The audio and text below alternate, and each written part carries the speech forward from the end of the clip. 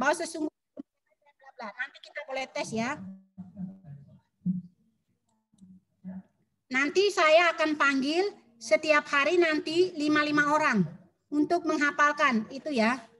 Dan belajar di sekolah. Semoga nanti habis PPKM level keempat tanggal 2 Agustus nanti anak-anak udah bisa dipanggil ke sekolah. Nanti saya akan panggil beberapa anak. Itu yang pertama yang saya tanyakan, Pancasila dan Undang-Undang Dasar 1945. Nanti bagi yang tidak ikut Zoom, tolong disampaikan ya. Itu syarat yang pertama, harga mati itu. Nah oke, nanti harus tercantum. Selain daripada tercantum ada di catatanmu, nanti kamu harus bisa hafalkan. Karena kalau tidak kamu bisa hafalkan, kamu tidak bisa menjadi warga negara yang baik. Harus paham, ya. Karena segala peraturan itu berasal bersumber dari Undang-Undang Dasar. Undang-Undang Dasar itu ditambah aturan peralihan, aturan tambahan. Nah, segala sesuatunya harus berasal berlandaskan kepada Pancasila dan Undang-Undang Dasar 1945. Kenapa kita harus hafal itu alasannya? Nanti harus ada. Oh iya, terdapat di alinea seperti ini. Oke, hari ini kita akan belajar, judulnya hari ini materi saya. Tolong dicatat, hari ini materinya adalah hak dan kewajiban manusia. Hari ini kita belajar hak dan kewajiban, hakikat hak dan kewajiban manusia. Ya. Hak dan kewajiban manusia itu hari ini yang kita pelajari, hak dan kewajiban.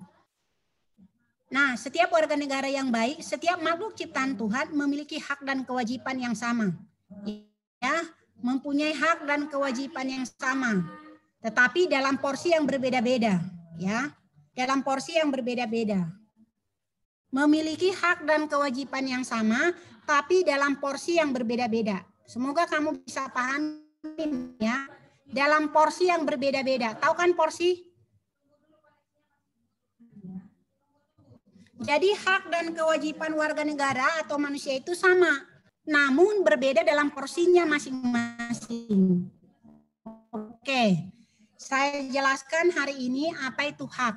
Hak itu adalah segala sesuatu yang memang harus kamu dapatkan secara mutlak. Itu ya. Hak itu adalah segala sesuatu yang memang harus dapatkan secara mutlak. Secara mutlak ya, secara mutlak itu. Oleh setiap manusia sejak ia diciptakan. Itu hak. Jadi hak itu adalah segala sesuatu yang memang harus didapatkan secara mutlak oleh setiap manusia sejak ia diciptakan atau ia dilahirkan. Ya, ingat itu nanti saya tanya kembali loh, itu hak. Itu hak ya.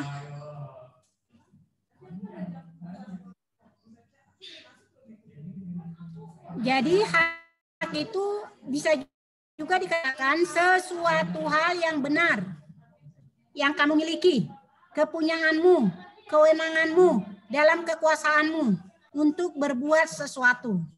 Tapi berbuat sesuatu itu dalam kurung, kamu kalau boleh berbuat sesuatu bukan sesuka hatimu, harus ditentukan oleh aturan dan undang-undang dan sebagainya. Tetap aturan aturan yang berlaku ya. Nah itu, hak adalah, saya ulang kembali, segala sesuatu yang memang harus kamu dapatkan secara mutlak sejak manusia diciptakan atau dilahirkan, ya. Itu hak. Nah, hak seperti apa? Itu adalah hak yang hal-hal yang kamu miliki, kepunyaanmu, kewenanganmu dalam kekuasaanmu untuk berbuat sesuatu. Tetapi berbuat sesuatu dalam kurung harus sesuai dengan ketentuan dan aturan yang berlaku atau dengan undang-undang yang berlaku. Oke, itu hak. Cukup jelas nggak? Halo? Cukup jelas nggak? Jelas, Bu, jelas. Oke, ya itu hak ya. Jadi hak itu adalah kuasa kamu untuk menerima sesuatu yang seharusnya kepunyaanmu. Sehingga dengan kamu memiliki hak, kamu punya kekuasaan untuk berbuat sesuatu, tapi harus disesuaikan dengan ketentuan undang-undang yang berlaku. Oke. Sekarang kita belajar tentang hak asasi manusia. Hak asasi manusia itu adalah hak yang paling dasar atau hak yang paling pokok. Jadi pernah dengar ya hak asasi manusia atau sering disingkat dengan HAM. HAM itu adalah hak dasar atau hak yang paling pokok, yang dibawa manusia sejak lahir sebagai anugerah Tuhan yang Maha Esa. Jadi tadi berbeda ya, apa itu pengertian hak? Jangan kamu samakan hak dengan HAM, beda. Tadi hak itu segala sesuatu yang memang harus kamu dapatkan secara mutlak. Kalau sekarang hak, HAM itu adalah hak asasi manusia. Hak asasi manusia adalah hak dasar atau hak pokok yang melekat pada manusia itu atau dibawa sejak lahir yang dianugerahkan Tuhan yang Maha Esa. Itu HAM. Nah, HAM itu wajib dihormati sesama manusia. HAM itu atau hak asasi manusia itu karena semua manusia memiliki HAM atau hak asasi manusia, sehingga manusia satu yang lainnya harus saling menghormati. Harus saling menghormati, harus saling junjung-menjunjung, harus saling melindungi. Nah, kenapa? Coba Prenabel. Kenapa manusia itu dalam hak asasi manusia itu perlu saling menghormati, perlu saling menjunjung, perlu saling dijunjung tinggi, dihormati. Kenapa? Kenapa kita perlu menghormati hak asasi orang lain atau menjunjungnya? Ada yang bisa nggak jawab? Contohnya Prenabel. Prenabel kan punya HAM, punya hak asasi manusia. Nah, ini namanya siapa tadi nih? Yang sudah saya absen. M. Gilang harus menghormati haknya Prenabel. Kenapa? Kenapa? Harus dihormati, harus dijunjung. Dijunjung itu didukung. Kenapa?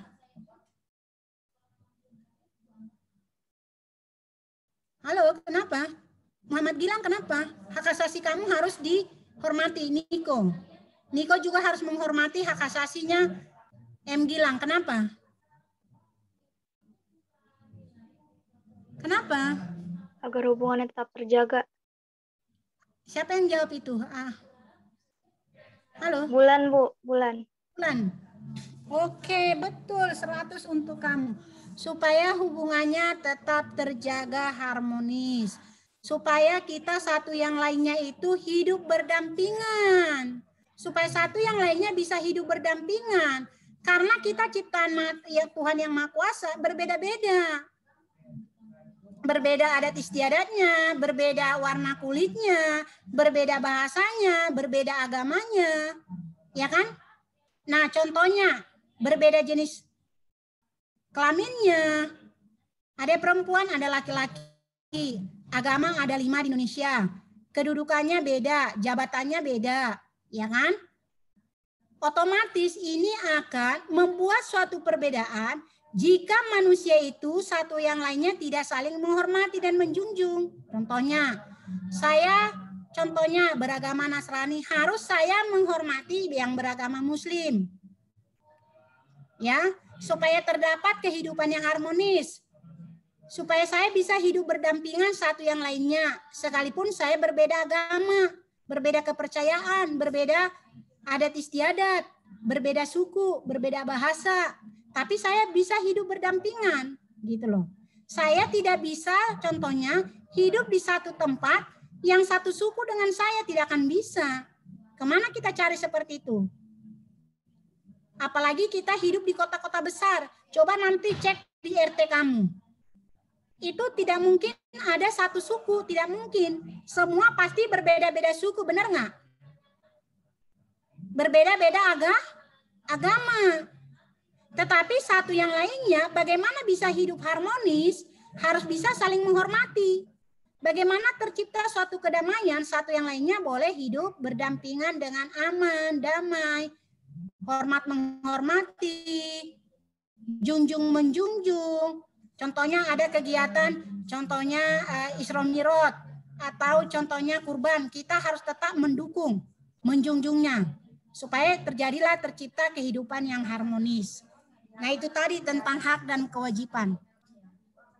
Kalau enggak nanti kamu sebagai warga negara yang baik tidak bisa nanti hidup berdampingan dengan orang lain.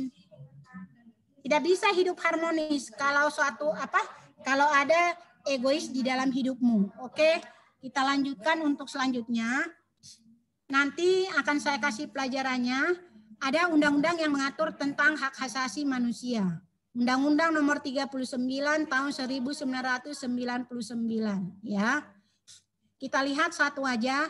Menurut pendapat John Locke, hak asasi manusia itu adalah hak yang diberikan oleh Tuhan yang Maha Kuasa yang bersifat kodrati. Kodrati itu artinya udah bersifat mutlak dari sananya sejak dia lahir ya. Itu menurut John Locke. Jadi kodratnya tidak dapat dipisahkan dari hakikat sehingga sifatnya suci. Itu HAM itu sifatnya suci karena sudah melekat, udah kodrati. Ya, kodrati itu contohnya gini, kodrat. Kodrat itu perempuan itu pasti hamil melahirkan. Nah, itu. Laki-laki pasti menjadi imam kepala rumah tangga. Itu kodrat alam. Ya. Jadi HAM itu juga gitu. HAM itu adalah hak yang kamu dapatkan, yang dianugerahkan Tuhan sejak kamu lahir. Jadi perlu dijunjung tinggi, perlu dihormati. Oke. Itu hari ini pelajaran kita. Kita lanjutkan lagi adalah kalau sejarah HAM ini sangat panjang ya. Nanti di catatannya aja saya kasih sejarahnya cukup panjang. Nanti habis kuota kita kalau kita belajar sejarahnya ya. Ya. Oke, hari ini saya akan dari penjelasan saya itu akan saya berikan sedikit pertanyaan ya, sedikit pertanyaan. Kira-kira siapa yang bisa menjawab?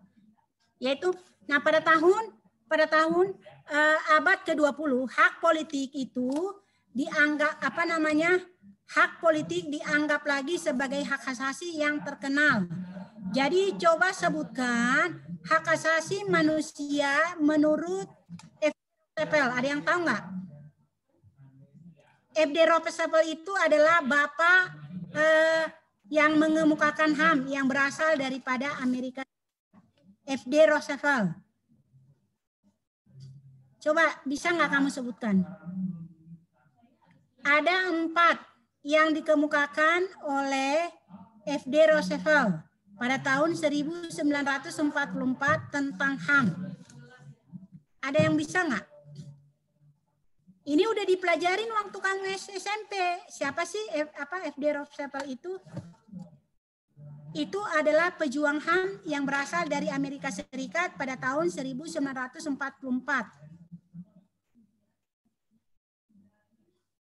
Ada yang bisa? Ini terkenal loh.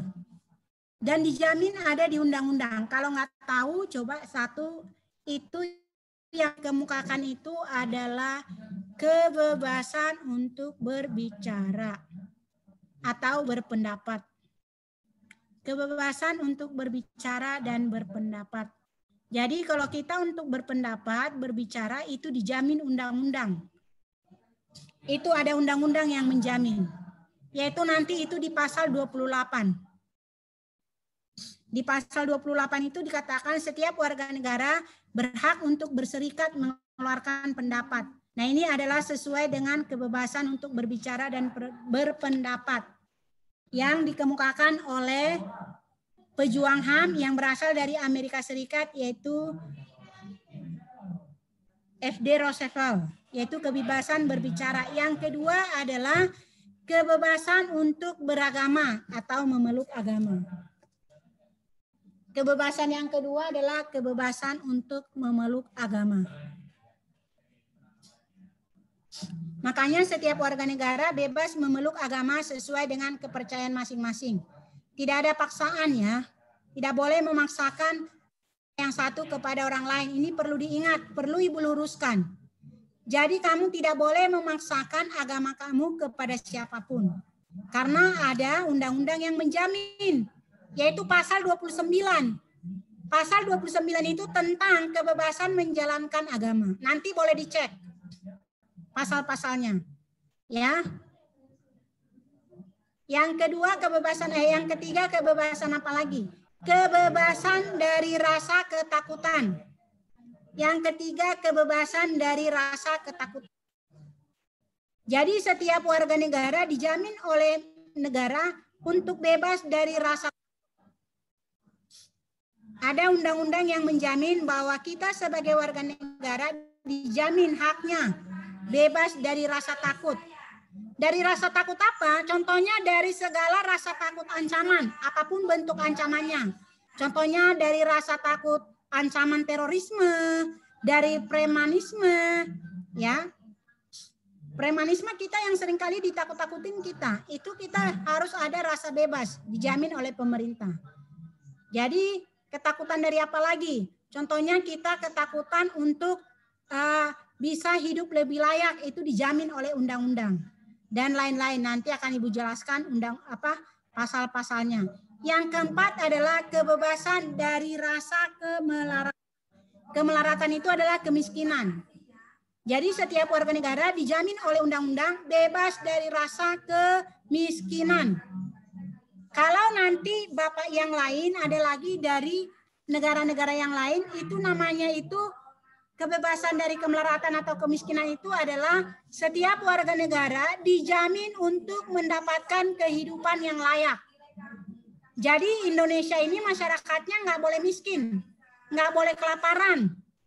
Kita ada undang-undang yang menjamin bahwa kita dijamin hidupnya dari apa? Kebebasan untuk mendapatkan kehidupan yang layak.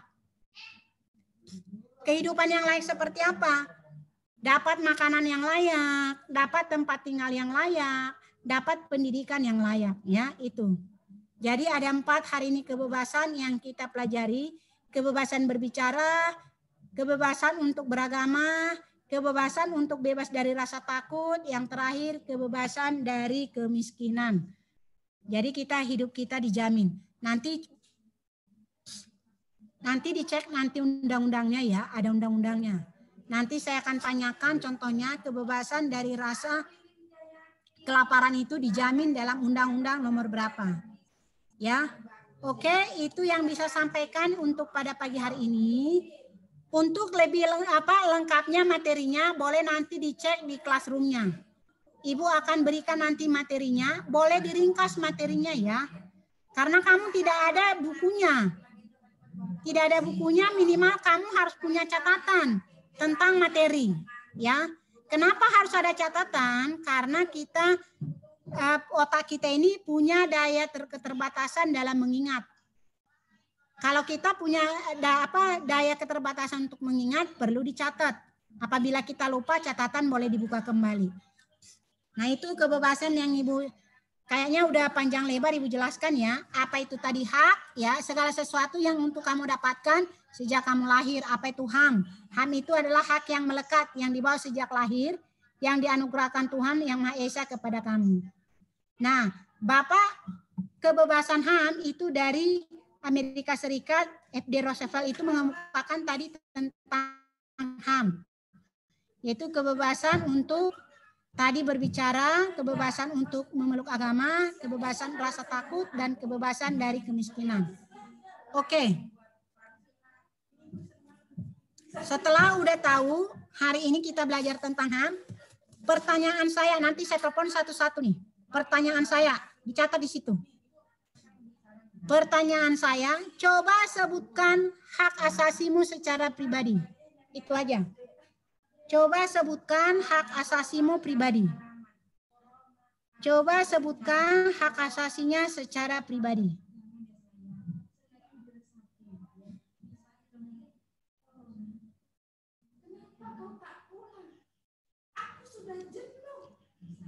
Dah? Oke, nanti kalau ini ada nomor telepon saya ya yang sudah bisa jawab, nanti boleh saya di japri atau ditelepon secara pribadi ya. Lewat WA ya. Saya tunggu jawabannya. Saya tunggu hari ini jawabannya untuk memberikan nilainya. Coba kamu sebutkan hak asasi pribadimu. Atau sering disebut personal rights. Personal rights itu hak pribadi. Kamu harus tahu apa hak pribadimu. Nanti saya ditelepon. Ada pertanyaan nggak? Iya, Bu. Pertanyaan? Cukup jelas? Cukup, Bu, cukup jelas. Oke, nanti tambahan materinya lihat di classroom-nya. Kalau cukup jelas, saya akhiri.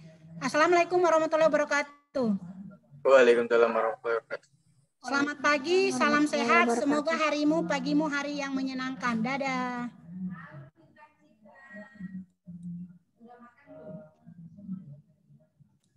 Mana sih N-nya ini? Udah. Iya. Saya belum. Buka dulu kameranya. Kita mau foto. Sorry. Buka dulu kameranya. Halo, Bulan. Kamera dong, kamera dibuka. 1, senyum. 1, 2,